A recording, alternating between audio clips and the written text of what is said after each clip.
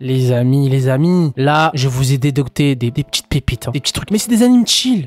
Enfin, chill, mais pas trop non plus, hein. Chill, mais pas trop non plus. Voilà, tranquillou bilou. On va parler un peu de yokai, de monstres, etc. Un peu de surnaturel, un peu de mythologie. Attention, les amis. Donc, posez-vous bien, comme d'habitude, vous connaissez la musique. Mahmoud, lance le générique, s'il te plaît.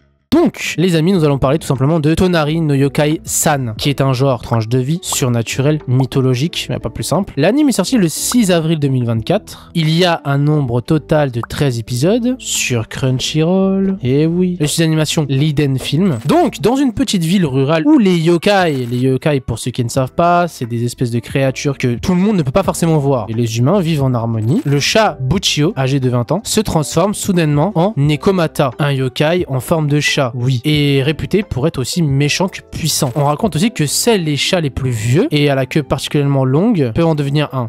Oui, vous avez compris, je vais pas répéter ça. S'interrogeant sur la raison de sa transformation, il s'interroge, il se dit mais pourquoi et comment ça se fait que je me suis transformé? Comment c'est possible? Et ben en fait, Bushio il va partir en quête d'informations aux côtés de son ami la Kitsune Yuri. Et pendant ce temps, Mu espionne le corbeau Tengu Jiru dans l'exercice de ses fonctions de Tengu et commence peu à peu à le voir sous un autre jour. Et au même moment, des rumeurs commencent à se propager à propos de l'apparition d'une nuée, une chimère japonaise connue pour être porteuse de malchance et de maladies. Et l'histoire va commencer à partir de là, les gars. Donc je vous rappelle, c'est un anime chill, mais pas trop. C'est pas un truc de fou, vous verrez des actions de zinzin, etc. Mais c'est pas mal. Posé, tranquillou, avec un petit verre de lait, ça se voit bien. Le prochain anime, les gars.